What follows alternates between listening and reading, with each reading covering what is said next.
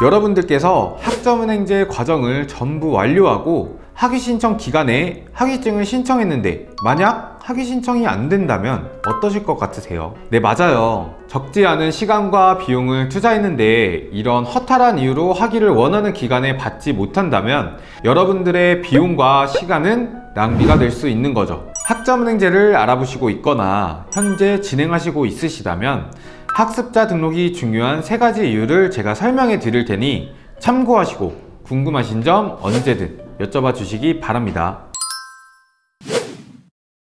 학점은행제를 처음 알아보시는 분들도 있으실 테니 먼저 간단한 개념부터 이해해 보시죠. 학점은행제는 교육부 산하기관인 국가평생교육진흥원에서 주관하는 제도입니다. 평생교육원은 이 국가평생교육진흥원에서 평가 인정을 받고 운영되는 교육기관이고, 이런 평생교육원에서 온라인 강의를 수강하면 국가평생교육진흥원 학점은행이라는 홈페이지에서 학습자 등록, 학점 인정을 받고 교육부 장관 명의로 학위 취득이 가능한 거죠. 온라인 평생교육원에서 온라인 강의를 신청하는 과정과는 별개로 국가평생교육진흥원 학점은행 홈페이지에서 학습자 등록과 학점 인정 신청, 학위 신청이란 행정 절차를 별도로 또 신청을 해주셔야 하는데요. 학습자 등록, 학점 인정 신청은 매년 1월, 4월, 7월, 10월에 가능하며 학위 신청은 매년 6월 15일부터 7월 15일, 12월 15일부터 1월 15일에 가능합니다. 물론 이 학위 신청 기간에 학습자 등록과 학점 인정 신청도 가능하죠. 학습자 등록은 나의 학점을 인정받을 수 있는 가장 기본적인 절차고 가장 중요합니다. 제가 앞으로 말씀드리는 이 3가지 이유에 대해 꼭 끝까지 영상 시청하시고 학점은행제를 준비해 보시기 바랍니다. 첫 번째, 학습자 등록이 중요한 이유는 바로 학위 신청 때문인데요.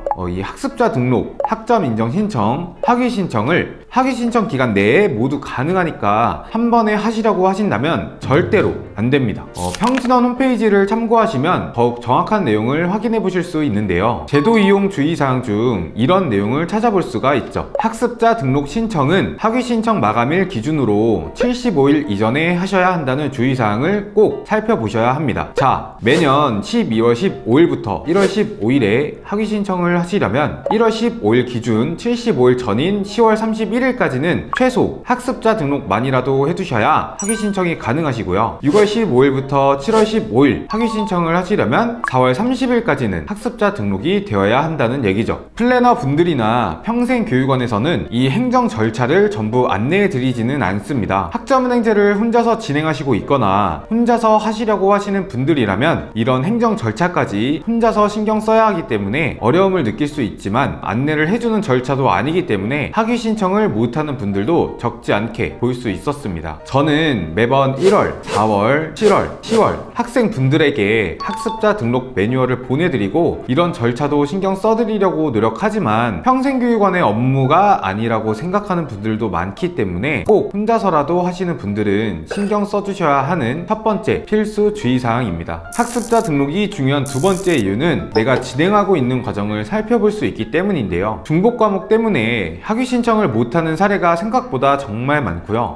플래너를 고소하겠다, 시간, 비용을 물어내라 등의 민원이 정말 많이 발생합니다. 전에 제가 플래너에 관련된 내용으로 만든 영상도 있는데요. 이 다양한 사례들을 바탕으로 만든 영상이니 이 영상도 같이 참고해 주시면 좋겠네요. 본론으로 돌아와서 학습자 등록을 하시게 되면 완료된 강의나 수강하고 있는 과목들을 미리미리 확인할 수 있어서 중복 과목을 신청했거나 중복 과목을 수강하시고 있으셨다면 사전에 확인이 가능하니까 과정을 수정하실 수 있기도 하고요. 학점은행제를 하시다가 중단하실 거라면 이 학습자 등록을 꼭 해놓고 중단하셔야 다음에 다시 학점은행제를 시작하실 때 학습 과정을 다시 설계받을 수 있기 때문에 꼭 미리미리 하실 수 있으실 때 해두시는 편이 상당히 좋습니다. 자, 마지막 학습자 등록이 중요한 3번째 이유입니다. 전적대 전공을 살려서 학점은행제를 시작하고 학습자 등록을 하시려는 분들에게 꿀팁 하나 알려드리려고 하는데요. 전기나 전자, 항공, 건축 등의 전공으로 대학교를 졸업했고 같은 전공의 학점은행제 과정을 희망하신다면 전공, 교양 중 전적대 학점이 어떻게 인정되냐에 따라 온라인 강의를 적게 수강하셔도 되기 때문에 과정에 따라서는 의무 18학점이라는 규정만 채우고 나머지 학점들은 자격증을 취득해서 학위를 취득하시는 분들도 있습니다. 불법 대행업체 직원들은 전문적인 지식 없이 학습 설계를 해주다 보니까 온라인 강의나 자격증 취득 과정을 불필요하게 정말 많이 넣어주죠. 앞부분에 말씀드렸던 영상에서도 전공 필수 과목을 넣어야 되는데 확인도 안 하고 전공 선택 수업으로 전공학점을 채우게 만들어서 정말 끔찍한 상황이 발생한 사례를 말씀드린 적이 있었습니다. 이런 상황이 저한테 발생한다면 저 또한 너무너무 억울하고 화가 정말 많이 날 것 같습니다. 학위 신청을 하시기 전에 이런 전적대 학점을 이수하신 학점들과 함께 몰아서 신청하지 마시고 미리미리 학습자 등록과 학점 인정 신청을 받아 보신 다음 나의 과정을 꼭 스스로 점검해 보셔야 추가적인 비용, 기간 낭비가 없으니 꼭 챙겨서 해보시기 바랍니다.